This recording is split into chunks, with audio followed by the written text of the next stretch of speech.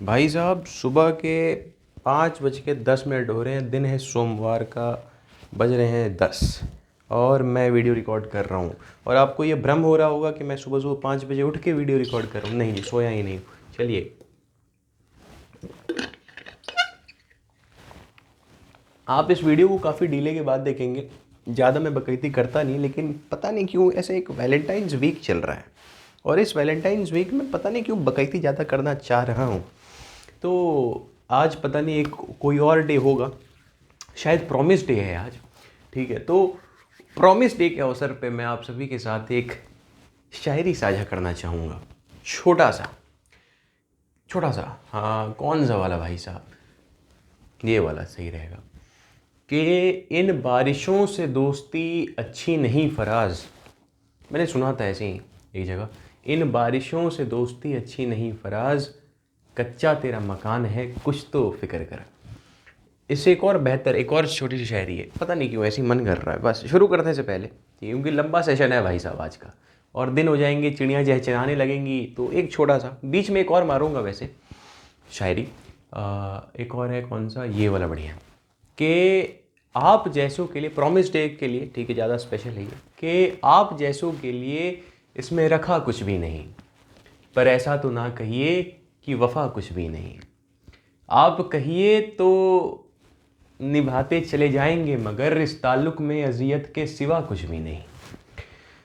ठीक है, हाँ हाँ, मैं किसी तरह भी समझौता नहीं कर सकता, या तो सब कुछ ही मुझे चाहिए या कुछ भी नहीं।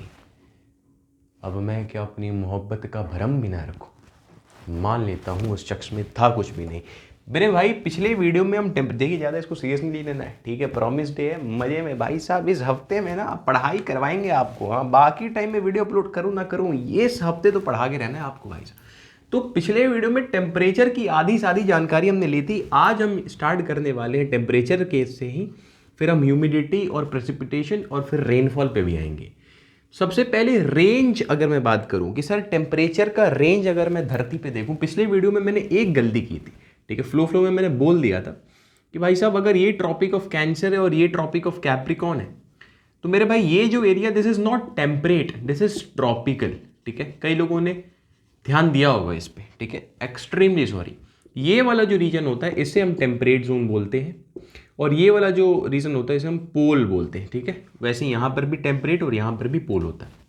मेरे भाई अगर मैं टेम्परेचर के रेंज की बात करूँ, कि मतलब रेंज मतलब समझ रहे हो, रेंज मतलब क्या हुआ, मैक्सिमम और मिनिमम में डिफरेंस, कि भाई साहब मैक्सिमम 50 डिग्री सेल्सियस हो सकता है और मिनिमम 10 डिग्री सेल्सियस हो सकता है, तो रेंज कितना हुआ, 40 डिग्री सेल्सियस। समझ रहे हो, मैक्सिमम और मिनिमम में जो डिफरेंस होता है रेंज, इतना तो समझ में आता है हमें, ठीक है सर। तो रेंज की मैं बात करूं कि सर अगर इस रीजन्स में बात करूं तो मैक्सिमम कहां पर टेम्परेचर का रेंज होगा, ट्रॉपिकल पे, इक्वेटर पे, यहां पर कहीं इक्वेटर भी तो होगा, ट्रॉपिकल पे, या फिर टेम्परेट और पोल पे। मेरे भाई मैक्सिमम से पहले मिनिमम की बात क्लियर कर लेते हैं। मिनिमम मेरे भाई इक्वेटर पे होगा, ताल ठोक के बोल सकते हो। कैसे सर? क्योंकि इक्वेटर पे मेरे भाई हर समय किसी भी मौसम में आप देखो, धरती कितना ही टिल्ट हो जाए, एक्चुअली टिल्ट हो जाए, कुछ भी हो जाए, लेकिन इस इक्वेटर पे हरदम सूरज की जो रोशनी है, सूरज की जो किरणें हैं वो गिरने वाली हैं। यानी यहां पर कभी भी there will be no winter मेरे भाई, there will be no winter, यहां पर कभी विंटर नहीं होता। ठीक है, यहाँ पे कभी विंटर नहीं आता, और टेम्परेचर ऐसा भी नहीं कि टिपिकल 50 डिग्री सेल्सियस पहुंचे, नहीं, 30-35 के अराउंड रहता है। क्योंकि अगर आप ग्लोब देखोगे तो बहुत सारे वहां पर समुद्र हैं, और समुद्र में अगर सनरेज पड़ रही है तो ऑब्वियसली इवापोरेशन होगा, और हम इवापोरेशन होगा और बारिश होगा। हम यहाँ पर इस लेक्चर में आपको पूरा फंडा क्लियर हो जाएगा कि भाई साहब बारिश होता कैसे, मजा आएगा आपको। ठीक है, उसके बाद और बढ़िया से डिटेल में पढ़ेंगे, लेकिन क्लियर तो हो जाएगा भाई साहब बारिश कैसे हो रहा है, क्यों हो रहा है, रीजन क्या है। ठीक है, उसमें ह्यूमिडिटी का क्या पार्ट है, वाटर वेपर का क्या पार्ट, सारी चीजें। तो ये चीज क्लियर हुई कि इक्वेटर पे कोई विंटर नहीं होता, विंटर नहीं होता, तो समर ही रहता है, और रेंज आपका भाई साहब 30-35 यही चलता रहता है। तो मिनिमम यहां पर आपकी टेम्परेचर की रेंज होने वाली है, मैक्सिमम कहां जाएगा 35, मिनिमम कहां जाएगा 30। समझ रहे हो, एवरेज बताया मैंने। अगर मैं रेंज की बात करूं मैक्सिमम की, तो बहुत लोग बहुत जवाब देते हैं, कई लोग बोलते हैं ट्रॉपिकल, कई यहां पर एक रीजन आता है सब ट्रॉपिकल। ठीक है मेरे भाई, यहां पर एक रीजन आता है सब ट्रॉपिकल, जहां पर इंडिया लाई करता है, but still India is known as tropical. India की क्लाइमेट को ट्रॉपिकल क्लाइमेट कहा जाता है। इसके पीछे भी रीज़न है, आगे हम देखेंगे, ठीक है, बने रहिए इस वीडियो में, नहीं काफ़ी आगे आएगा वो, ठीक है। ये टेम्परेट जोन होता है, यहाँ पर एक सब पोलर भी आता है। पोल मतलब ये हुआ कि भाई साहब यहाँ की जो वेदर है, यहाँ पर समर नहीं आएगा, there will be no summer. और ये जो वेदर है भाई साहब, समर के टाइम भी इसका वेदर नेगेटिव में ही रहने वाला है, समझ रहे हो। और बाकी -80 डिग्री सेल्सियस, माइनस कहीं भी जा सकता है, समझ रहे हो। बहुत टिपिकल हार्श यहाँ के क्लाइमेट होने वाले, और हार्श को हम कोल्ड बोलते हैं, ठीक है, ठीक है। सब ट्रॉपिकल की खासियत ये है, सब ट्रॉपिकल की खासियत ये है कि गर्मी पड़ता है ट्रॉपिकल जैसा। ट्रॉपिकल में आपको कभी भी विंटर नहीं लगेगा, ट्रॉपिकल एंड इक्वेटर में आपको विंटर नहीं मिलता, लेकिन सब ट्रॉपिकल को इसीलिए बांटा हुआ है यहाँ पर इंडिया इसलिए है क्योंकि मेरे भाई यहाँ पर गर्मी पड़ता है, गर्मी पड़ता है ट्रॉपिकल जैसा, लेकिन मेरे भाई विंटर भी पड़ जाता है, और कूल विंटर पड़ता है। कूल इन द सेंस ऐसा आपको भारत में दिल्ली ऐसा कोई जगह नहीं मिलेगा, ठीक है, Delhi lies in the sub tropical. तो ऐसा नहीं होगा कि दिल्ली में आपको नेगेटिव में टेम्परेचर आ रहे हैं, 10 degree Celsius, 8 degree Celsius maximum, इतना ज़्यादा ठंडा हो सकता है, उसी को हम कूल बोलते हैं। टेम्परेट में मेरे भाई गर्मी में 20 डिग्री सेल्सियस हो सकता है, लेकिन ठंडा अगर पड़ेगा तो कोल्ड होगा। कोल्ड इन द सेंस भाई साहब नेगेटिव में जाएगा, ठीक है, -10 -20। पोल्स में मेरे भाई नेगेटिव ही चलता है, देयर इज नो समर। और यहां पर एक सब पोलर भी आता है, यहां पर एक सब पोलर भी आता है, जहां पर गर्मी में 0 डिग्री सेल्सियस तक चली जाती है चीजें, बाकी हार्श यहीं पे, बाकी हार्श कोल्ड हो जाएगा। डिफरेंस पोलर और सब पोलर में बस यही है कि पोल में नेगेटिव में ही है, समर में भी नेगेटिव है, लेकिन पोलर सब पोलर में समर में 0 डिग्री के 0 डिग्री के पास कभी कभी 10 डिग्री भी चला जाता है समर के टाइम पे सब पोलर में। ये बताने के पीछे मुख्य कारण था कि मोटा मोटी आपको क्लियर हो जाए कि भाई साहब इतने प्रकार के हैं, बहुत सारे कन्फ्यूजन होते हैं रेंज में, लेकिन 100 बात की एक बात आपको ये ध्यान रखना है कि पोल्स जो हैं वो उनका जो रेंज होता है वो मैक्सिमम होता है। क्योंकि मेरे भाई आप खुद देख लो, मेरे भाई आप खुद देख लो, आप सब ट्रॉपिकल में कह सकते हो कि रेंज 40 डिग्री होगी, आप टेम्परेट में बोल सकते हो कि भाई साहब 20 डिग्री है तो नेगेटिव में चले जाएगा। भाई अगर 20 डिग्री गर्मी में, टेम्परेट में अगर गर्मी में 20 डिग्री सेल्सियस टेम्परेचर जा रहा है टेम्परेट जोन में, तो ठंड में कितना ही जाएगा भाई, -20 चला जाएगा, -30 चला जाएगा। पोलर जैसा तो ठंड नहीं होगा। लेकिन पोल्स की मजेदार बात यह है कि भले 0 डिग्री सेल्सियस जाएगा, भले 0 डिग्री सेल्सियस जाएगा, ठीक है, गर्मी में भले 0 डिग्री चला जाए, मैक्सिमम मान लेते हैं, लेकिन भाई साहब नेगेटिव इसकी कोई लिमिट नहीं हो रही, -80 भाई -100 भी चले जाते हैं।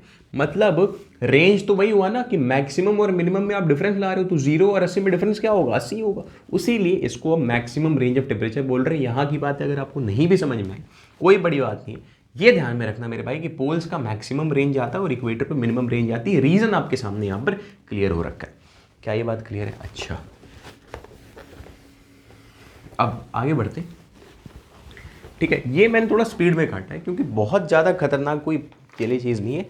ये जो हमने रेंज देखा ये एनुअल रेंज था, ठीक है, हम सीजन्स के अराउंड देख रहे थे कि सर समर में, सर विंटर में।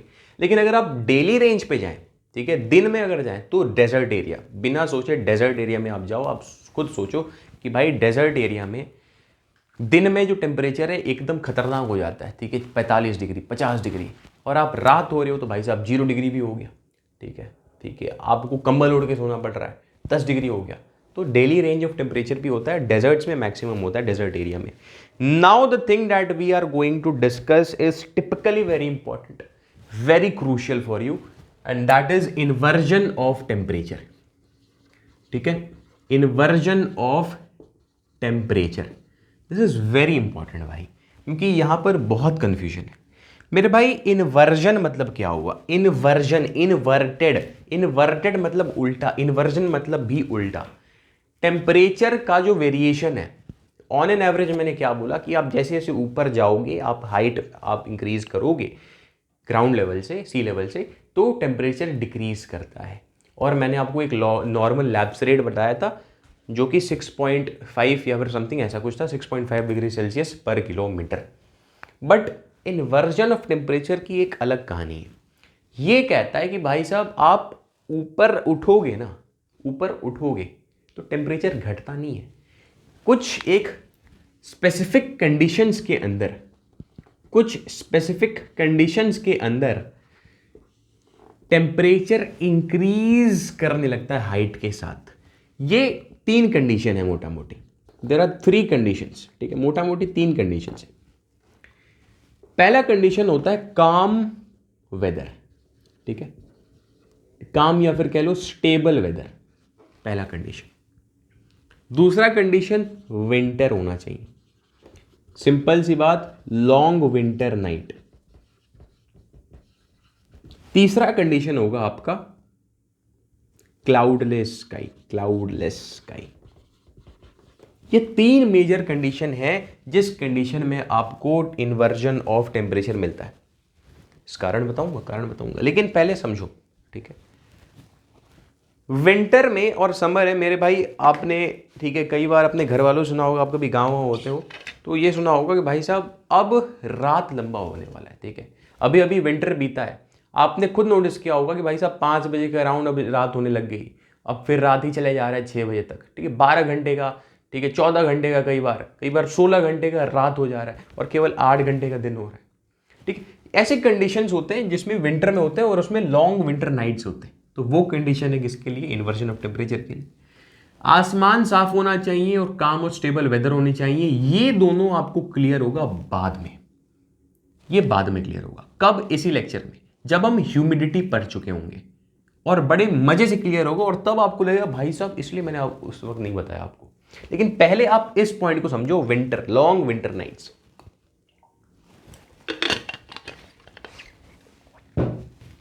मेरे भाई जो धरती है वो एक ब्लैक बॉडी की तरह काम करती है। जैसे हम तवा रखते हैं, ठीक है, चूल्हे के ऊपर गर्म करते हैं तो गर्म होता है, वो हीट अपने अंदर स्टोर करता है, एब्जॉर्ब करता है। और जब लाइट जो हीट बंद हो जाती है, उसे हीट सप्लाई करना बंद कर देते हैं, तो बाद में वो जो हीट है वो स्टोर जो करी हुई होती है उसको रिलीज करती है, सारे हीट रिलीज होते हैं। वैसा ही धरती भी करता है, जो कि पिछले वीडियो में बताया, जो हीट रिलीज कर रहा है, जो रेडिएशन रिलीज कर रहा है पूरे दिन रेडिएशन एब्जॉर्ब करने के बाद, that is known as terrestrial radiations, ठीक है। लेकिन मेरे भाई आपने देखा होगा कि तवा अगर आप बंद हो जाए, काफ़ी देर के लिए बंद हो जाए, ठीक है, आप उसे रख दो कहीं पे, फिर आप छूते हो किसी भी ऐसे चीज़ को तो वो ठंडा आपको महसूस होता है, आपको महसूस होता है कि तवा ठंडा है, ठीक है, छन से ठंडा लगता है आपको। ऐसा क्यों होता है? और सेम वैसा ही धरती के साथ भी है, earth acts as a black body. होता कुछ ऐसा है कि पूरे दिन इसने हीट लिया, एब्जॉर्ब किया। मैंने बोला ठीक है। मजे की बात है कि मैं बात कर रहा हूं लॉन्ग विंटर नाइट्स की। लॉन्ग विंटर नाइट्स में मतलब यही हुआ कि मान लो 8 घंटे का मेरे पास दिन हुआ है, यानी बाकी मेरे जो 16 घंटे हैं मेरे भाई रात होने वाला है। मैंने बोला ठीक। रात में भी विंटर होने वाला है। मैंने बोला वेरी गुड। दिक्कत कहाँ आ रही है? मैंने बोला दिक्कत यही आ रही है कि भाई 8 घंटे उसने हीट लिया, तो मान लेते हैं 8 से 10 घंटे में उसने जितना हीट लिया वो सारा उसने रेडिएट बैक कर दिया in the heat of terrestrial, in the way of terrestrial radiations. मैंने बोला ठीक, बट बाकी बच गए इसके पास 6 घंटे। मैंने बोला हाँ। इन 6 घंटे मेरे भाई कूल क्या होता है? कोई चीज़ ठंडी कब होती है? जब वो हीट रिलीज करती है, ठीक है। कोई चीज़ आप ठंडा ऐसे फेंक के उस पर मार नहीं सकते, ठीक है भाई साहब। ऐसे आप किसी चीज़ को गर्म करना है तो आप गर्म उस पर मारो, आप उसको हीट दो तो गर्म हो जाएगा। लेकिन ठंडा करना है तो आप ऐसे कुछ मारोगे नहीं उस वो जब हीट रिलीज करेगी तभी ठंडा होगा। यानी अब ये जो बाकी टाइम है, अब और जो भी बचा कुछ है इसके अंदर, जो भी बचा कुछ है, ठीक है, जो भी आपने अगर थर्मोडायनेमिक्स कभी ध्यान से पढ़ा हो तो उसमें होता है यूनिवर्सल, ठीक है, यूनिवर्सल, अरे यार ध्यान नहीं आ रहा, वो गलती कर दी क्या बता के, फंस गया गुरु, फंस गया। एंट्रोपी आती है भाई, एंट्रोपी, ठीक है, एंट्रोपी आती है। और इसी एंट्रोपी ये डिफाइन करता है कि भाई साहब ठीक है आपके पास बचा कुछ हीट नहीं है, बट फिर भी एंट्रोपी ये चलते, ठीक है, ये जरूरी नहीं है कि आपको ये पता, लेकिन फिर भी एंट्रोपी के चलते ही, वैसे कई लोग ये कहेंगे ना कि भाई साहब 8 घंटे का हीट सप्लाई हुआ, 8 घंटे रिलीज हो गया, तो बाकी ये 6 घंटे कहाँ से रिलीज होगा? भाई यहीं पे एंट्रोपी का कॉन्सेप्ट आता है, जो कि आपको पे नहीं ध्यान देना।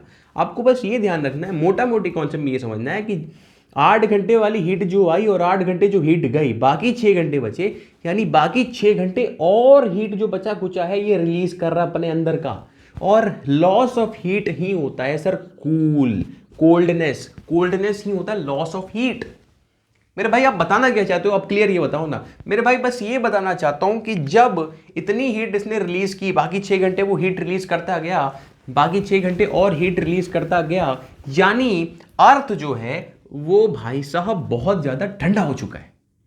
और अगर धरती ठंडा हो चुका है तो इसके आसपास जो हवा है, इसके आसपास जो हवा है वो भी ठंडा हो चुका है।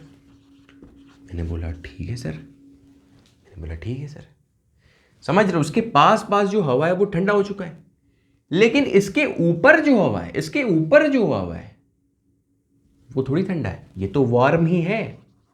मैंने बोला हाँ, मतलब कहीं ना कहीं आप जब धरती के पास हो तो टेम्परेचर कम है, लेकिन आप जब ऊपर जा रहे हो तो टेम्परेचर गर्म हो रहा है, यानी विद हाइट टेम्परेचर इंक्रीज कर रहा है। लेकिन नॉर्मल कंडीशन में क्या होता है, विद हाइट टेम्परेचर डिक्रीज करता है, एंड विद हाइट अगर टेम्परेचर इंक्रीज कर रहा है, this is known as inversion of temperature. क्या ये बात क्लियर है? मैंने बोला ठीक है सर, मजा आ गया। मैंने बोला ठीक है सर, मजा आ गया। अब इस ही इन्वर्जन को हम बोलते हैं, एक नाम होता है इसका, यार रुक जाओ एक सेकंड, कुछ चीज छूट रही है क्या? ठीक, इस ही प्रकार के इन्वर्जन को, इसमें ऑब्वियसली बात है सर, रेडिएशन है, रेडिएशन गया और टेम्परेचर का इन्वर्जन है, तो नाम में कोई बहुत खतरनाक चीज नहीं है, इसको हम बोलते हैं रेडिएशन टेम्परेचर, इसको हम बोलते हैं रेडिएशन टेम्परेचर। मैंने बोला ठीक है, काम की बात बताओ। मेरे भाई काम की बात ये है कि आपने सुबह सुबह देखा होगा ठंड के मौसम में, मेरे भाई वहीं से है, ज्योग्राफी आपको आसान क्यों है समझना, ठीक है, मैं ये आपको क्लियर कर देना चाहूँगा, ठीक है। बकैती ज़्यादा करता नहीं हूँ, लेकिन ये बकैती नहीं है भाई, ज्योग्राफी इसलिए आसान है समझना क्योंकि मेरे भाई आपने क्लास 9th में केमिस्ट्री तो पढ़ी होगी, ठीक है। अब ये मत कहना कि नहीं सर 9th में साइंस नहीं लिया था, भाई पढ़ी होगी। केमिस्ट्री में आपने एटम्स देखे होंगे, मैंने बोला हाँ। आपने मैग्नेटिज्म पढ़ा होगा, ठीक है। आपने ऐसे झूठ मूठ का मैग्नेट कभी देखा नहीं होगा जीवन में, लेकिन हाँ आपने बना दिया होगा भाई साहब, electric field line, magnetic field line, आपने तार रखा होगा भाई साहब, कभी देखा नहीं जीवन में, लेकिन हाँ बना दिया कि हाँ हाँ तार के आसपास भाई साहब मैग्नेटिक फील्ड घूम रही है। भाई साहब जो चीज़ आपने आंखों से देखी नहीं, एटम्स को आंखों से देखा नहीं, इलेक्ट्रॉन्स को आंखों से देखा नहीं, आप उसका पूरा हिस्ट्री पढ़ रहे हो, आप पूरा पढ़े जा रहे हो, मेरे भाई आपको समझ में आ जा रहा है। जो चीज़ आपको रोज दिख रही है, ठीक है, रोजमर्रा की जिंदगी में दिखाई दे रही है, ये शब्द है भाई साहब, भाई साहब उसको समझने में कहाँ कष्ट तकलीफ होगी। मेरे भाई आप जब सुबह सुबह उठते हो ठंड के मौसम में, ठीक है, जैसे कि अभी 5:28 हो गए, आप अभी मैं बाहर देखूँ अभी तो अंधेरा होगा क्योंकि लॉन्ग विंटर नाइट्स है, ठीक है, लॉन्ग विंटर नाइट्स है, लेकिन फिर भी अगर थोड़ा और 6 साढ़े 6 बजे दूंगा, मैं दूंगा कि आस पास में भाई साहब धुआं सा है, ठीक है, धुआं सा है, और उसी को हम बोलते हैं फॉग, उसी को हम बोलते हैं फॉग। ये फॉर्म क्यों होता है, इसके चलते फॉर्म होता है, इन्वर्जन ऑफ टेम्परेचर के चलते फॉर्म होता है।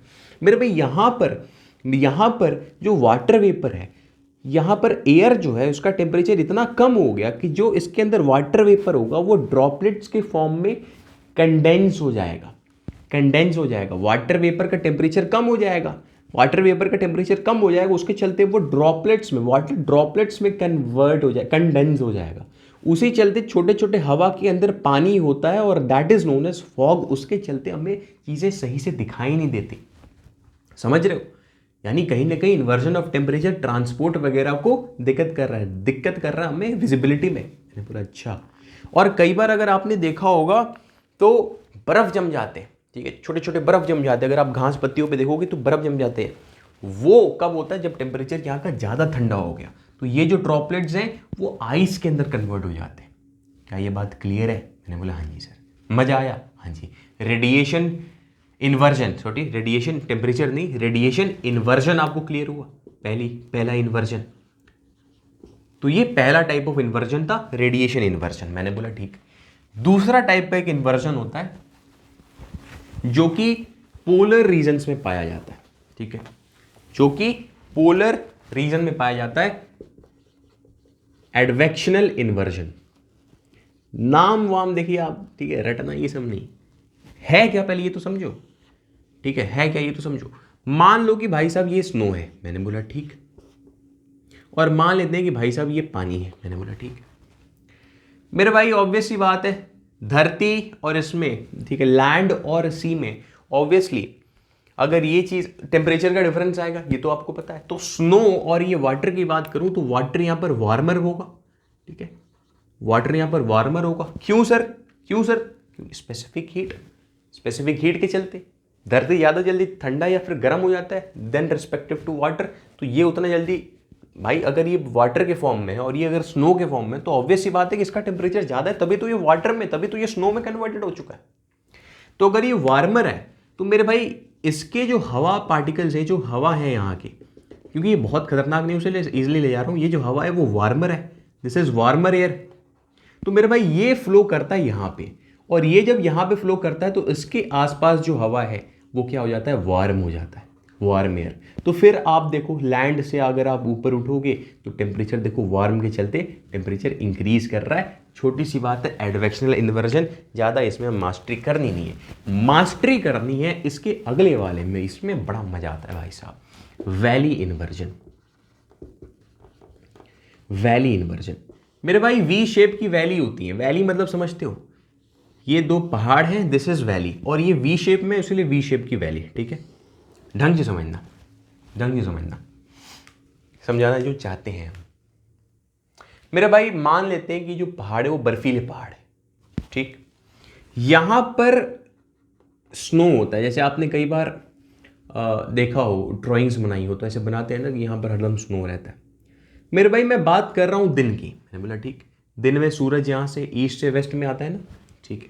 सूरज है हमारा, मेरे भाई ये आते आते आते आते टॉप पे आ जाएंगे। मैंने बोला हाँ। टॉप पे थोड़ी देर के लिए रहेंगे, फिर आगे बढ़ जाएंगे 12 बजे। मैंने बोला ठीक है।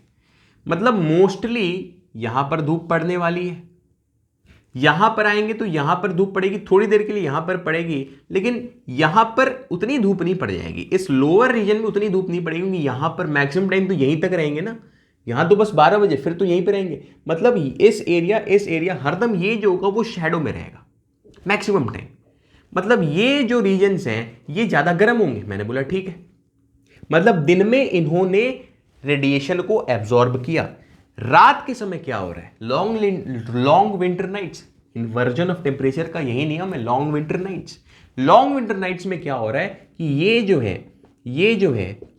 जो है वो रेडिएशन को रिलीज कर रहे हैं, जिसको हम टेरेस्ट्रियल रेडिएशन बोलते हैं, मैंने बोला ठीक, रिलीज कर रहे हैं। यानी कहीं ना कहीं ये जो रीजन है वो रेडिएशन विंडो की तरह काम कर रहा है, वो एक रेडिएशन विंडो की तरह काम कर रहा है। सर इसका मतलब क्या हुआ? मेरे भाई खिड़की क्या करती है? हवा को आने देती है, और वेंटिलेशन जो बोलते हैं, अंदर का जो कार्बन डाइऑक्साइड है, जो वार्मर एयर, वो बाहर जा रही है। वही काम ये भी कर रहा है। रेडिएशन विंडो, रेडिएशन पहले दिन में स्टोर हो रही है और रात में वही रेडिएशन बाहर भाग रही है। मैंने बोला ठीक है, कोई दिक्कत की बात नहीं। यानी यहां के रात में ये जो यहां का जो एयर है, सिंस अब रात हो चुका है तो सूरज को भगा देते, कोई कंफ्यूजन ना हो। सिंस रात में अब यहां का जो आसपास का जो एयर है वो कूल हो चुका है, वो क्या हो चुका है? कोल्ड हो चुका है। मैंने बोला ठीक। मेरे भाई रात में यहां पे भी तो कुछ ना कुछ इसने दिन में हीट अपने अंदर स्टोर किया होगा, एब्जॉर्ब किया होगा, जो कि ये रिलीज करेगा। मैंने बोला एकदम। लेकिन मेरे भाई इसको जगह नहीं मिलेगी, ये यहां से रिलीज करेगा तो हीट यहां पे टकराएगी, यहां से रिलीज करेगा तो यहां पे टकराएगी, ये जो हीट है वो यहीं पे घूमती रह जाएगी। मैंने बोला अच्छा, मतलब यहां का जो एयर है वो वार्म होने वाला है रिलेटिवली यहां से। मैंने बोला ठीक। अब क्या होता है, ये जो कोल्ड एयर होता है वो क्या है? डेंस है। ये तो पता होगा आपको, पिछले लेक्चर में मैंने आपको क्या बताया था कि सर अगर टेम्परेचर ज़्यादा है यानी एयर वार्मर है, यानी वो कम डेंस होगा, उसको ऊपर उठना होगा, और अगर टेम्परेचर कम है यानी वो डेंस है, यानी वो नीचे बैठना होगा, तो ये डेंस होता है। तो ये जो है भाई साहब, मोटा आदमी पतले आदमी को ठेलना शुरू कर देता है, ये इसको ठेलना शुरू कर देता है। चलो भैया जगह बनाइए, हाँ या ना, जगह बनाओ, आगे बढ़ो, कुंभ मेला है, आगे बढ़ो। मेरे भाई साहब ये पतला वाला बेचारा ठेला गया। समझ रहे हो? यही होता है भाई साहब। ये जो हीट है, जो वार्मर एयर है, इसको ये नीचे ढक दे लेता है, यानी आफ्टर सम टाइम यहां पर क्या हो गया? आफ्टर सम टाइम सिचुएशन भाई साहब पूरी बदल गई। यहां पर कोल्ड एयर आ चुका है और यहां के आसपास वार्म एयर आ चुके हैं। समझ रहे हो क्या? यहां के आसपास वार्म एयर हो चुके हैं। And this is valley inversion. भाई साहब सिखाया क्या आपने? मैंने बस ये सिखाया कि टिप ऑफ द माउंटेन्स तो भाई साहब हरदम कोल्ड से भरा रहेगा, हल्दम कोल्ड से यहाँ पर स्नो होगा।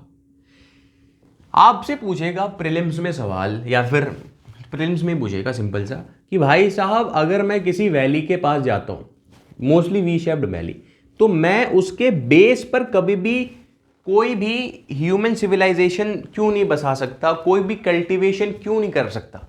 मेरे भाई जवाब यही है क्योंकि यहां पर कोल्डर एयर है, कोल्डर एयर है तो यहां पर क्या हो जाएगा, फॉग जमेगा। कोल्डर एयर होगा तो यहां पर क्या जमेगा, फॉग जमेगा।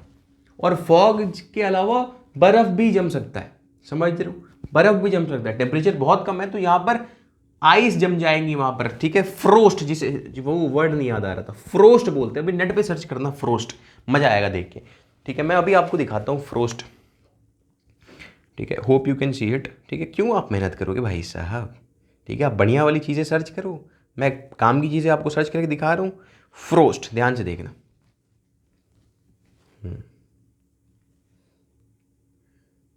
ये देखो, अरे भाई कुछ दिखाई दे भी रहा है।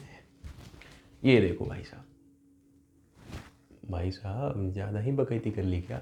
देखो ये होता है फ्रोस्ट, समझ रहे हो? हाँ, बाप रे बाप भाई साहब, इतना डिजिटल टेक्नोलॉजी, ये होता है फ्रोस्ट। क्या ये बात क्लियर है भाई साहब? ब्राइटनेस बढ़ा लो। हाँ, फेयर एंड लवली का कमाल। अब आ जाओ, आगे बढ़ो, ठीक है। सही है ना, एकदम चकाचक, ठीक है। तो ये फ्रोस्ट होता है भाई साहब, तो फ्रोस्ट हो जाएगा। अब सिंपल सी बात है, ठीक है, ठीक है, सिंपल सी बात है। आप जाइए, पूछिए, पूछिए, ठीक है। गांव में अपने बड़े पापा से, बड़े पापा लोग से, दादाजी लोग से पूछिए कि भाई साहब अगर ये बर्फ़ जम जाएगा, अगर बर्फ़ जम जाएगा तो क्या खेती कर पाएंगे? नहीं कर पाएंगे ना, ठीक है। उसीलिए यहाँ पर आप खेती ही नहीं कर पाओगे क्योंकि बर्फ़ जम जाएगा। मतलब खेती जो है ये मिडिल पार्ट में होता है, ये मिडिल पार्ट में होता है। और किस कारणवश हो पा रहा है? वैली इन्वर्जन के कारण हो पा रहा है, ठीक है। मैंने ये चीज़ आपको क्लियर करा दी। अब सिंपल सी बात है, ज़्यादा कुछ बचा है नहीं टेम्परेचर में, लास्ट यही पढ़ेंगे इसमें टेम्परेचर में, बट नॉट लीस्ट, कि भाई साहब इन्वर्जन ऑफ टेम्परेचर के इफेक्ट क्या हैं। मेरे भाई सबसे पहला इफेक्ट मैंने क्या आपको बताया? सबसे पहला इफेक्ट मैंने ये बताया कि हाँ, फॉग जमता है, और फॉग जमेगा तो आपको चीज़ें दिखाई नहीं देंगी। चीज़ें दिखाई नहीं होंगी मतलब दिन में गाड़ियाँ चलेंगी। ऋषभ पंत का एक्सीडेंट का सबसे बड़ा कारण है इन्वर्जन ऑफ टेम्परेचर, यानी ट्रांसपोर्ट बहुत दिक्कत करता है, ठीक है। ट्रांसपोर्ट में बहुत दिक्कत करेगा, अफेक्ट करता है। मैंने बोला ठीक है। दूसरा एक और कुछ बता दो बढ़िया सा, आप खुद सोचो ना। अभी हमने वैली इन्वर्जन देखा, यानी सर कहीं ना कहीं कल्टीवेशन को, ये कल्टीवेशन को क्या कर रहा है, ये अफेक्ट कर रहा है। कल्टीवेशन को अफेक्ट कर रहा है तो कहीं कहीं वहां पर इतना अगर बर्फ ही जमता रहेगा तो वहां पे लोग भी तो नहीं रहेंगे, तो ह्यूमन सेटलमेंट्स को भी अफेक्ट कर रहा है। मैंने बोला ठीक। और तीसरा जो आपका मेन चीज आएगा, जो कि अभी आप जब ह्यूमिडिटी, अभी आपको मैं, ठीक है, अब जब सीखेंगे हम तो वहां से क्लियर होगा कि सर काम एंड वेदर, काम एंड स्टेबल वेदर उसके चलते होता है। क्लियर स्काइज होते हैं इन्वर्जन ऑफ टेम्परेचर के चलते। क्यों होते हैं, क्यों होते हैं, अब आते हैं और क्लियर करते हैं बहुत बेहतरीन तरीके से, क्योंकि अब हमारा जो नेक्स्ट टॉपिक होने वाला है वो होने वाला है भाई साहब ह्यूमिडिटी। और बड़ा बवाल मजा आएगा, बहुत बवाल मजा आएगा। ढंग से लिखना, यहां से सीखेंगे भाई साहब बारिश क्यों हो रहा है।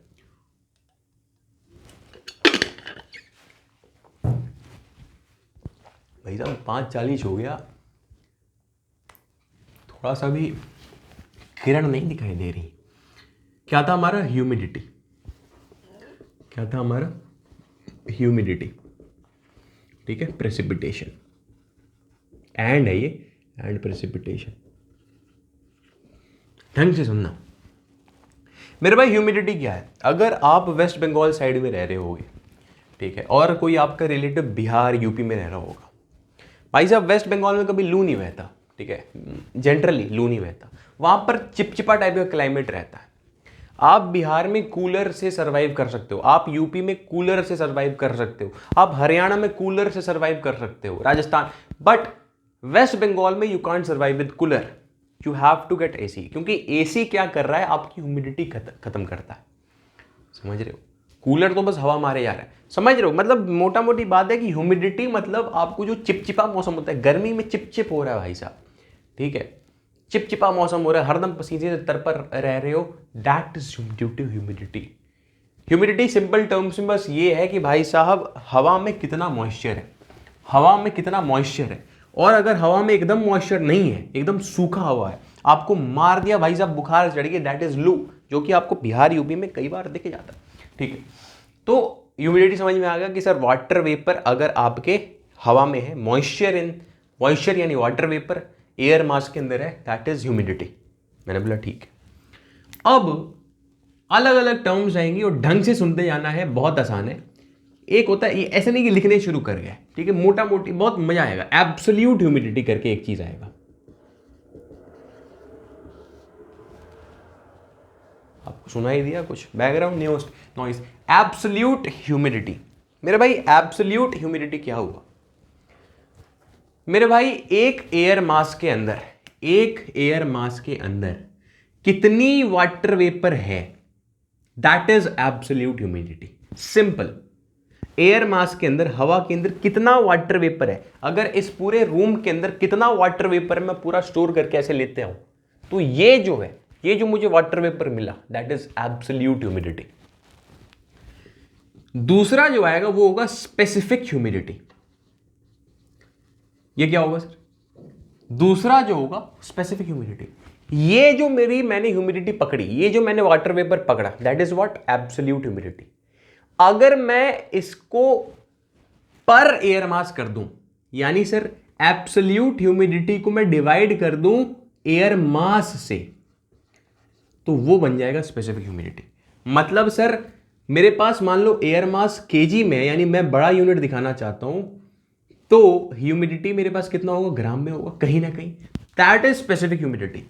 ठीक है, ज्यादा दिमाग नहीं लगाना मेरे भाई। इस रूम के अंदर कितनी ह्यूमिडिटी है? Absolute humidity. पर इस रूम में कितना एयर मास है?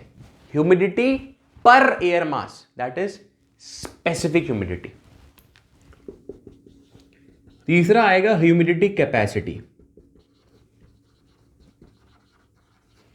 मेरे भाई एक एयर मास कितना ह्यूमिडिटी स्टोर कर सकता है, कितना ह्यूमिडिटी क्षमता है उसको, कितने वाटर वेपर को स्टोर कर सकता है, that is humidity capacity. And the most interesting thing about humidity capacity is that it is directly proportional to temperature. बड़ा मजा आएगा, ढंग से सुनना मेरे भाई। टेम्परेचर के डायरेक्टली प्रोपोर्शनल है। इसको कहने का मतलब ये हुआ कि अगर मैं 0 डिग्री सेल्सियस पे अगर मैं गैस को देख रहा हूं, तो वो 2 ग्राम पर मीटर क्यूब इसकी ह्यूमिडिटी कैपेसिटी है। अगर मैं टेम्परेचर बढ़ाकर 15 डिग्री सेल्सियस कर दूं, अगर मैं टेम्परेचर बढ़ा के 15 डिग्री सेल्सियस कर दूं, तो ये हो जाएगा 12 ग्राम पर मीटर क्यूब। अगर मैं टेम्परेचर बढ़ाकर 30 डिग्री सेल्सियस कर दूं, तो ये हो जाएगा 31 ग्राम पर मीटर क्यूब। इसका मतलब क्या हुआ भाई? मीटर क्यूब का मतलब क्या हुआ? मीटर मीटर मीटर है ना, एक क्यूब मैंने एक मीटर का बना लिया, यानी इतना हवा है मेरे पास। उस हवा के अंदर ये केवल 2 ग्राम होगा, अगर 0 डिग्री पे सेल्सियस हो, केवल 2 ग्राम स्टोर कर सकता है, यानी उससे ज्यादा उसके अंदर वाटर वेपर हो ही नहीं सकता। लेकिन अगर मैं टेम्परेचर बढ़ा दूं तो 12 ग्राम, और टेम्परेचर बढ़ा दूं तो 31 ग्राम। क्लियर है क्या? Humidity capacity.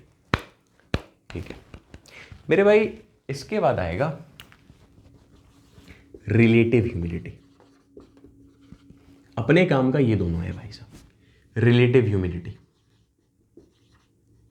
मेरे भाई ये क्या है? रिलेटिव ह्यूमिडिटी क्या है? ये कहता है कि एब्सोल्यूट ह्यूमिडिटी डिवाइड कर दो ह्यूमिडिटी कैपेसिटी से, और परसेंटेज की बात करते हैं तो multiply 100, this is relative humidity.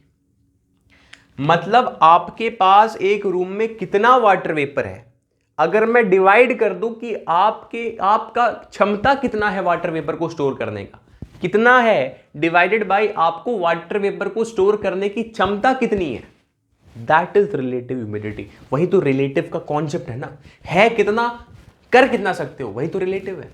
मैं हूं क्या, मैं कर क्या सकता हूं, वही तो मेरा रिलेटिव है। हाँ चलो ये क्लियर है। मजे की बात, पहले तो रिलेटिव ह्यूमिडिटी पे आएंगे, लेकिन इससे पहले ह्यूमिडिटी की एक और कॉन्सेप्ट मैं आपको क्लियर कराना चाहूंगा। वो ये है कि मेरे भाई इवापोरेशन की अगर मैं बात करूं तो क्या ये टेम्परेचर से रिलेटेड है क्या? इवापोरेशन की अगर मैं बात करूं तो क्या ये टेम्परेचर रिलेटेड है? मैं बहुत एक गहराई वाली बात आपसे पूछ रहा हूं, बड़ा बहुत ढंग से सोच के बताना, क्या इवापोरेशन टेम्परेचर से रिलेटेड होगा? आप खुद बताओ। और अगर होगा तो क्या ये एब्सोल्यूट ह्यूमिडिटी टेम्परेचर से रिलेटेड होगा? सोचो थोड़ा सा प्लीज, जोर दो ना अपने दिमाग पे। मेरे भाई एब्सोल्यूट ह्यूमिडिटी टेम्परेचर पे रिलेटेड नहीं है। ऐसा नहीं है कि अगर आप ठंड जगह पे चले जाए तो वहाँ पर जो हवा है वो कुछ कम ह्यूमिडिटी स्टोर करेगी, कुछ कम वाटर वेपर स्टोर कर जाएगा, और आप गर्मी जगह पे चले जाए तो वहीं पर वो जो ह्यूमिडिटी है वो कम होने लग जाएगी, वो जो आपका वाटर वेपर है वो ज़्यादा होने लगेगा, कम होने लगेगा। ऐसा नहीं है, समझ रहे हो? यानी अगर कोई एयर मास है, उसकी कुछ ह्यूमिडिटी है, तो वो उसी ह्यूमिडिटी पे रहेगा भाई, आप कितना ही टेम्परेचर बदल दो। बचाना मुश्किल है लेकिन बचाना पड़ेगा। इवापोरेशन की बात जब मैं करता हूँ मेरे भाई, इवापोरेशन आप कह सकते हो कि sir surface area, sir temperature, sir हवा बहना चाहिए। सबसे बड़ी बात भाई, इवापोरेशन तभी तो होगा जब वाटर बॉडीज होगी। क्या इतनी बात क्लियर हो रही है मेरे भाई? अगर पानी ही नहीं होगा तो इवापोरेट करोगे क्या? यानी ओशन साइड में इवापोरेशन सबसे ज़्यादा होने वाला, और इवापोरेशन ह्यूमिडिटी से रिलेटेड है। बहुत कुछ खतरनाक बात नहीं था, लेकिन मैं ज़रूर बताना चाहता था।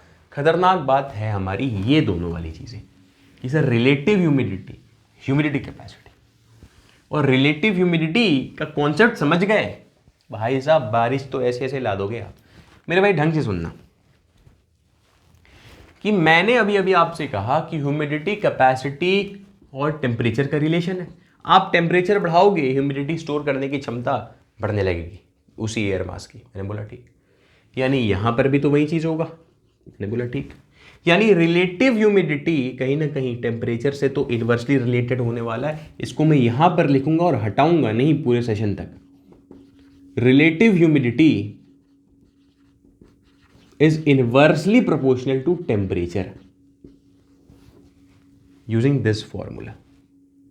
ठीक है सर, ये इस फॉर्मूला का यही काम था। ये फॉर्मूला बोल सकते हो, ये नहीं बोल सकते आप। ठीक है भाई साहब, यूपीएससी की कर रहे हो, भूल तो कुछ नहीं सकते तैयारी। मेरे भाई अगर रिलेटिव ह्यूमिडिटी 100% पहुंच जाए तो इसको बोलते हैं कि भाई साहब अब सैचुरेशन आ चुका है। समझना इसे, अगर रिलेटिव ह्यूमिडिटी 100% पहुंच जाए तो सैचुरेशन आ चुका है। समझ रहे हो? मतलब ह्यूमिडिटी कैपेसिटी और ये बराबर हो चुके हैं, यानी एयर मास जितना क्षमता उसके अंदर है उतना उसके अंदर अगर वाटर वेपर आ गया, मेरे भाई क्षमता है भाई साहब कितना स्टोर कर सकते हो, अभी स्टोर इतना हुआ है, यानी रिलेटिव ह्यूमिडिटी जो है अभी 100 नहीं पहुंचा, लेकिन स्टोर इतना कर सकते हो और इतना ही स्टोर हो चुका है। एयर मास स्टोर इतना कर सकता है, उतना ही स्टोर हो गया, तो अब सैचुरेशन आ चुका है। यानी अब रिलेटिव ह्यूमिडिटी 100% आ चुका है। अगर थोड़ा भी बढ़ा क्या, एब्सोल्यूट ह्यूमिडिटी बढ़ना चाहा तो होगा सुपर सैचुरेशन, और सुपर सैचुरेशन होते ही बरसों रे मेगा मेगा। हाँ या ना? चलो ये चीज क्लियर हो गई। अब हम आते हैं कि भाई साहब बारिश कराते हैं अब। ठीक है, अब कराते हैं भाई साहब बारिश। कि बारिशों के मौसम में उसको याद करने की आदतें पुरानी थी, अब की बार सोचा आदतें बदल डालेंगे, पर फिर ख्याल आया बारिशें रुकने से आदतें तो नहीं बदलती। अब ध्यान से सुनना कि बात होगी प्रेसिपिटेशन की। ह्यूमिडिटी क्लियर है, प्रेसिपिटेशन क्या होता है? मेरे भाई बहुत कुछ खतरनाक नहीं है, बहुत कुछ खतरनाक नहीं प्रेसिपिटेशन। ठीक है, बहुत कुछ खतरनाक नहीं। मॉइस्चर क्या है? ह्यूमिडिटी है। वाटर वेपर क्या है? ह्यूमिडिटी।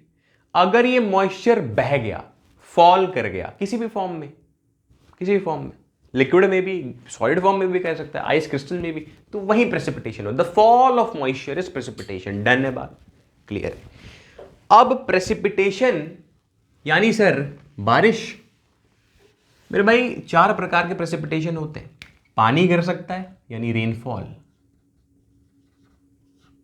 बर्फ के गोले गिर सकते हैं। समझ रहे हो? स्नोफॉल, बहुत फर्क है स्नोफॉल और एक होता है हेल और एक होता है स्लीट। बड़ा फर्क है भाई, बड़ा कंफ्यूजन रहता है मेरे भाई। स्नोफॉल का मतलब क्या हुआ? स्नोफॉल में ऐसा नहीं होता जैसे स्नोफॉल होने लग गई तो ऐसा नहीं होता कि सर पे ही भाई साहब बर्फ गिरे जा रहा है, फट गया सर, ऐसा नहीं। वो हेल और स्लीट के कॉन्सेप्ट में होता है। स्नोफॉल यानी स्नोफॉल, ठीक है? आपके ऐसे आइस के क्रिस्टल्स नहीं गिर रहे हैं, आइस के क्रिस्टल्स हेल में गिरते हैं, और अगर पानी के साथ गिर रहा है तो स्लीट होता है। कई बार अगर आप न्यू जलपाईगुड़ी वाले साइड में रहते हो, मैं वहाँ पे रहते था पहले, तो वहाँ पर स्लीट होता था भाई साहब। बारिश भी हो रहा है भाई साहब, बाहर निकल कर ठंड से कपार पे लगा, मैं देख रहा हूँ भाई साहब ये तो बर्फ के गोले हैं, वो स्लीट होता है। लेकिन अगर केवल बर्फ के गोले ही बरसे जा रहे हैं, जैसे कि आपने डोरेमोन देखा हो तो वहाँ पे डायमंड बरस जा रहा है, तो वो कंडीशन होती है हेल की। हर एक करेंगे पढ़ के एक एक करके। लेकिन अभी हम रेनफॉल की बात करेंगे, और रेनफॉल में हम बात करेंगे सबसे पहले कन्वेक्शनल रेनफॉल। कन्वेक्शनल रेनफॉल,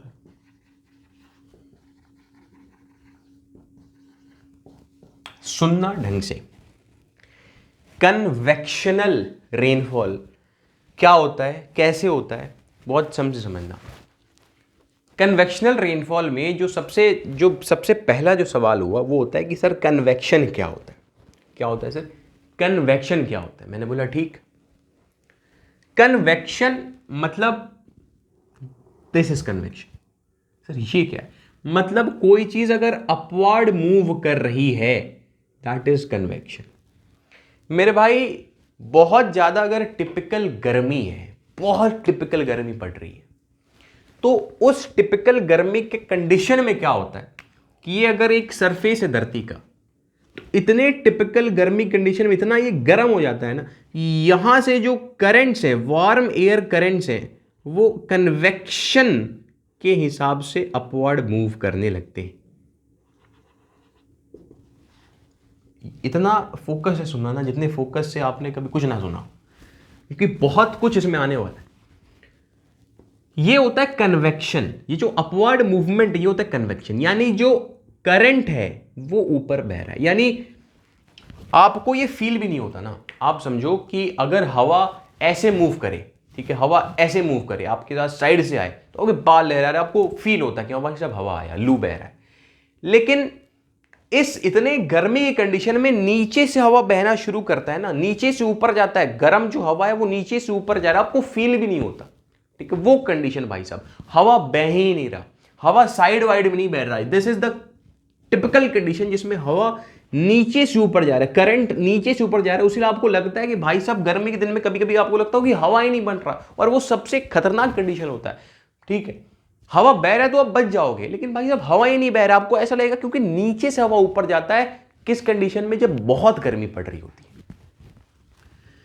तो ये जो करंट है ये ऊपर जा रहा है, तो यहां का जो एयर मॉइस्चर है वो भी ऊपर जा रहा है, इसके साथ साथ एयर मॉइस्चर जो है वो भी ऊपर जा रहा है साथ साथ। मैंने बोला ठीक। और मेरे भाई ये कोई इन्वर्जन तो है नहीं, तो सिंपल रूल फॉलो करेगा कि with the increase of height इसका जो टेम्परेचर है वो डिक्रीज करेगा। मैंने बोला ठीक है, यहां तक तो बहुत क्लियर है। अब जिसने ढंग से सुन लिया उसकी पूरी जीवन मतलब उसका काम हो गया भाई साहब। लेकिन नहीं सुना तो फंसते रह जाओगे, सोचते रह जाओगे बड़ा टफ है ज्योग्राफी, बहुत टफ है जी। हाँ, ढंग से सुनना, टेम्परेचर डिक्रीज करता है। आप कहोगे कि सर हाँ नॉर्मल लैप्स रेट के हिसाब से, एनएलपी लिख रहा हूं मैं, नॉर्मल लैप्स एनएलआर, हाँ नॉर्मल लैप्स रेट के हिसाब से 6.5 डिग्री सेल्सियस पर किलोमीटर के हिसाब से ये टेम्परेचर गिरना चाहिए। लेकिन मैंने कहा कि भाई मान लो कि काफी ऊपर ये पहुंच गया, ठीक है, मान लो कि ये काफी ऊपर पहुंच गया, इसके अंदर क्या वाटर वेपर है? मैंने बोला हाँ सर। आप कभी पानी उबालते हो, पानी के उबालने के ऊपर आप ऐसे हाथ रखो, आपके हाथ पे गर्म फील होगा, जलने वाला महसूस होगा, जलने वाला महसूस होगा, जलने जैसा महसूस होगा। आप मुट्ठी बंद करो और हट जाओ वहां से, और फिर कुछ देर बाद मुट्ठी अपना खोलो, आप देखोगे कि वो गीला हो चुका है। यानी वाटर वेपर गैसियस फॉर्म में आपने उसे बंद किया, आप यहां पर लाए, आपने देखो कि ये लिक्विड फॉर्म में हो गया। क्यों? क्योंकि सर टेम्परेचर डिक्रीज किया तो वाटर वेपर कंडेंस हुआ और आपके हाथ में ठंडा महसूस होता है। करके देखो, कभी सोचो ठंडा महसूस होता है या नहीं? ठीक है, ठंडा महसूस हो रहा है। ये क्यों हो रहा है? ठंडा महसूस क्यों हो रहा है? बहुत ढंग से समझना होगा। क्यों हो रहा है सर, आप बताओ। क्योंकि मेरे भाई वाटर वेपर हीट रिलीज कर रहा है, तभी तो वाटर वेपर ठंडा हो रहा है, तभी तो वो कंडेंस हो रहा है। इसके पास कहीं ना कहीं से हीट होना तो चाहिए जो रिलीज करे भाई। वो जो हीट होता है उसको हम बोलते हैं लेटेंट हीट। वो जो हीट होता है वो होता है लेटेंट हीट, अदृश्य हीट। मेरे भाई बर्फ का गोला है, एक आइस है, 0 डिग्री पर ही आपने अगर आप सर्च करोगे तो आइस मेल्ट्स एट 0 डिग्री। मेरे भाई आइस जो है नेगेटिव -10 में भी तो आइस ही था।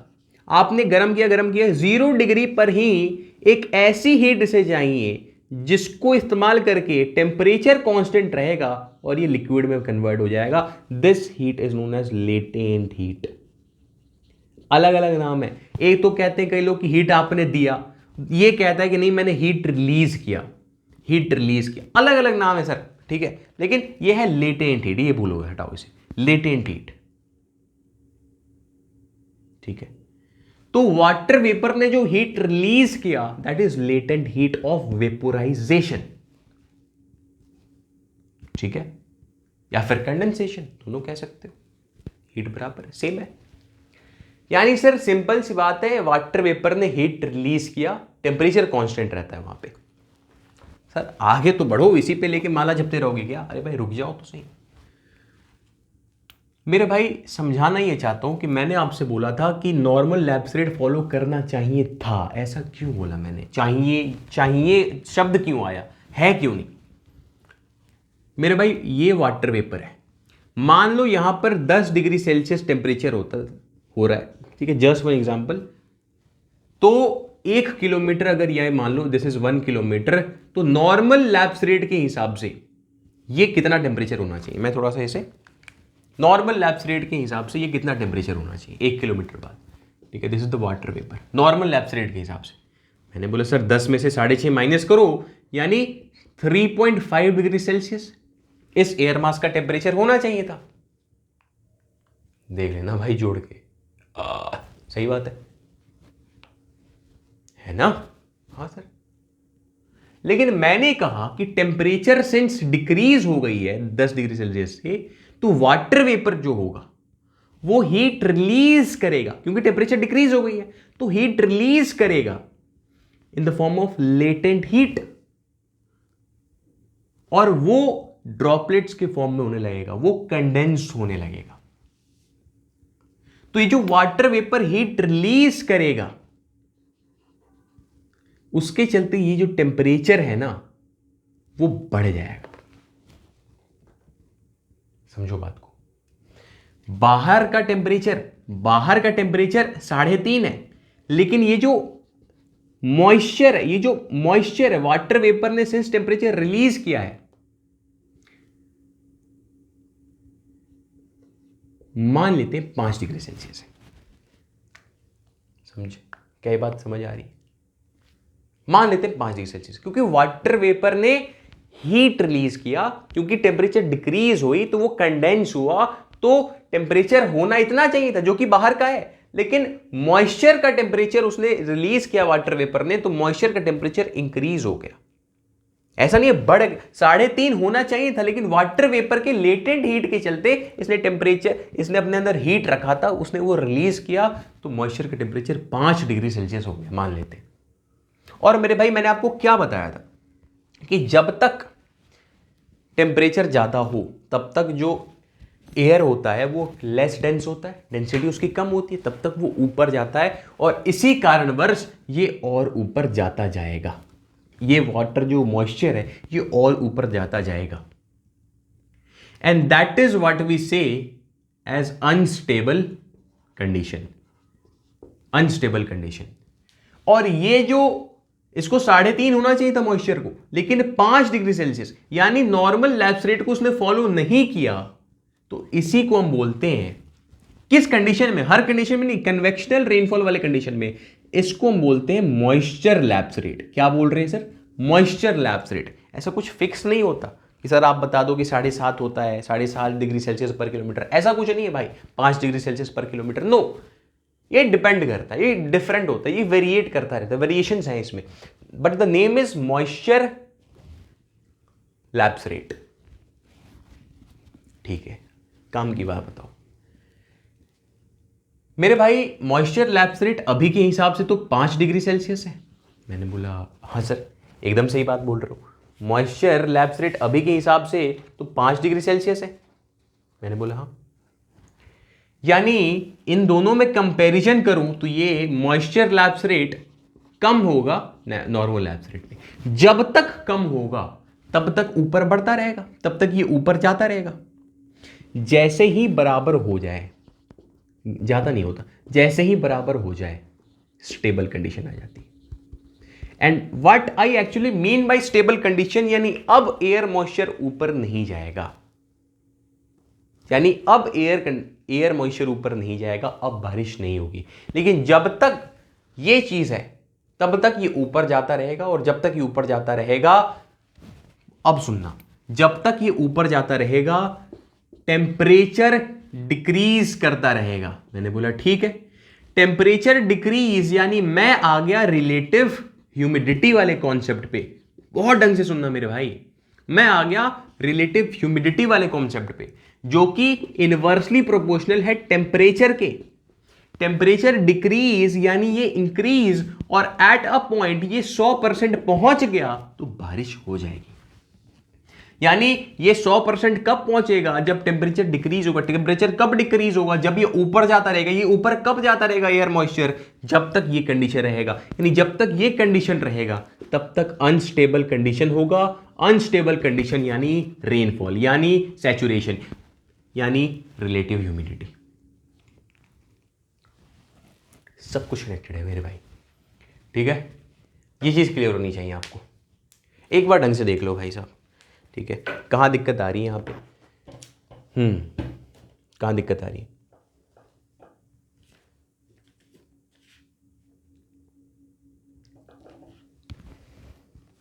मैं कुछ और आपको बताना चाहता था। एक सेकंड रुक जाना।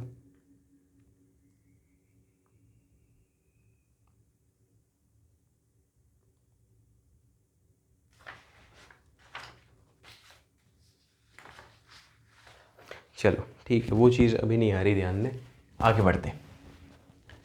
कन्वेक्शनल रेनफॉल आपको क्लियर हो गया। ये जो बारिश है इसमें बादल कैसा रहता है? इसमें बादल कैसा रहता है? इसमें जो बादल रहता है ना, नाम क्या था यार, क्यूमुलोनिम्बस ऐसा कुछ करके होता है। Just let me check the name. Cumulonimbus, yes, हरदम सही रहता हूँ। क्यूमुलोनिम्बस, ठीक है? ये तो पढ़ाया ही नहीं, क्लाउड तो पढ़ाया ही नहीं भाई साहब।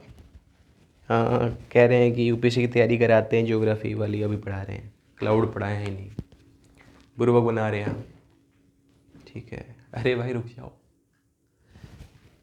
ये बादल की एक ऐसी प्रकार है जो कि काले होते हैं, ठीक है? काले घने बादल, सुना होगा, दिन में ही रात हो गई, ऐसा कंडीशन आता है ना भाई साहब। 12 बज रहे लेकिन पूरा काला हो चुका है भाई साहब, काले घने बादल। अब रिजल्ट आने ही वाला है ना? बारिश होती है भाई साहब ऐसी कि अब तो घर टूट ही जाएगा 10-20 मिनट के लिए। Short term intensified rainfall, that is convectional rainfall, that is convectional rainfall. And the next, ठीक है, ये कहां पे होता है सर? ऑब्वियसली कहां पर होगा? जहां पर धूप कंटिन्यूअस पड़ता रहेगा। और धूप कंटिन्यूअस भयंकर कहां पड़ता है? हमारे यहाँ इक्वेटर वाले रीजन में, ठीक है? अब जो हमारा दूसरा जो आता है वो होता है ओरोग्राफिक रेनफॉल, ठीक है? दूसरा जो प्रकार का बारिश है वो है ओरोग्राफिक रेनफॉल। मेरे भाई इसमें क्या हो रहा है ऐसा कुछ खास? ज़्यादा कुछ है नहीं।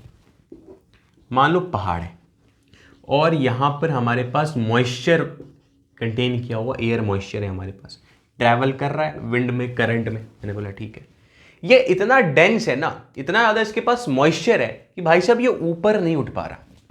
इतना ज़्यादा इसके पास मॉइस्चर है कि ये ऊपर नहीं उठ पा रहा, समझ रहे हो, एकदम मोटा। लेकिन ये जाता है टकरा जाता है एक ऐसे प्लेट्यू से, एक ऐसे माउंटेन से, जिसके फ्रिक्शन के चलते ये पुश हो जाते हैं अपवर्ड। और ये जब अपवर्ड पुश हो जाते हैं तो टेम्परेचर डिक्रीज हो जाता है। टेम्परेचर डिक्रीज होने से रिलेटिव ह्यूमिडिटी इंक्रीज होता है और ये पहुंच जाता है 100% यानी सैचुरेशन। उसके बाद सुपर सैचुरेशन और बारिश, यहां पहुंच के बारिश हो जाती है। This side is known as windward side and this side is known as leeward side. यहां पर पड़ता है रेन शैडो, यानी यहां पर बारिश नहीं होती, समझ रहे हो, और यहां पर बारिश होती है। दिस इज ओरोग्राफिक रेनफॉल, यानी एक ऐसे चीज से टकराने के चलते, जिसके चलते फ्रिक्शन से वो ऊपर मूव हुआ, टेम्परेचर डिक्रीज हुआ, रिलेटिव ह्यूमिडिटी इंक्रीज हुई एंड सुपर सैचुरेशन हुआ, बारिश हो गई। सिंपल सी बात, ठीक है। क्या ये बात क्लियर है भाई? ठीक है, वेस्टर्न घाट के वेस्टर्न स्लोप में ये चीज़ हो रही होती है, ठीक है। और एक और चीज़ अच्छी मैं समझाना चाहता था आपसे, वो चीज़ मुझे मिल नहीं रही है यार, शायद मैं भूल रहा हूँ, कुछ तो ऐसा था।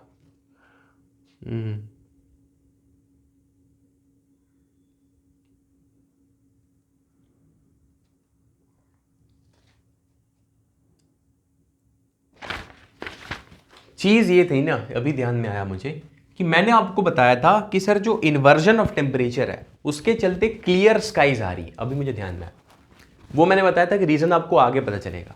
मेरे भाई क्लियर स्काइज क्यों आ रही है उसके चलते? क्लियर स्काई क्यों आ रही है उसके चलते? क्लियर स्काई इसलिए आ रही है क्योंकि जब आप ऊपर जा रहे हो, इन्वर्जन ऑफ टेम्परेचर की मैं बात कर रहा हूं, इन्वर्जन ऑफ टेम्परेचर की, तो इन्वर्जन की बात में जब आप ऊपर जा रहे हो तो टेम्परेचर इंक्रीज कर रहा है, तो टेम्परेचर इंक्रीज कर रहा है। और अगर टेम्परेचर इंक्रीज करेगा तो रिलेटिव ह्यूमिडिटी डिक्रीज करेगी, and since relative humidity decrease करेगा वो कभी भी 100% नहीं पहुंच पाएगा, और सिंस वो कभी 100% नहीं पहुंच पाएगा तो कभी सैचुरेशन नहीं आ पाएगा, और कभी सैचुरेशन नहीं आ पाएगा तो कभी बारिश नहीं होगी, और अगर बारिश नहीं होगी तो स्टेबल वेदर रहेगा, क्लियर स्काई रहेगा, काम वेदर रहेगा। That was the reason. ये मैं भूल रहा था कि मैं कुछ तो यार ऐसा बताया था, ठीक है, कुछ तो ऐसा बताया जो कि इस टॉपिक के बाद में आपको बताने वाला हूँ, और मुझे ध्यान में आया थोड़े नोट्स अपने खंगालते हुए, ठीक है। Really sorry for the delay and that's all that we discuss in today's video. Rainfall से ही शुरुआत करेंगे, ठीक है। फ्रंटल रेनफॉल, एक अलग प्रकार का रेनफॉल आएगा अगले वीडियो में। और अब हो चुका है दिन भाई साहब, 6:08 हो रहे हैं और अब दिन हो रहा है, ठीक है। अब सोने का समय हो गया अपना, मतलब उठने का भाई। चलो, हर हर जय हिंद, जय भारत, हर हर महादेव।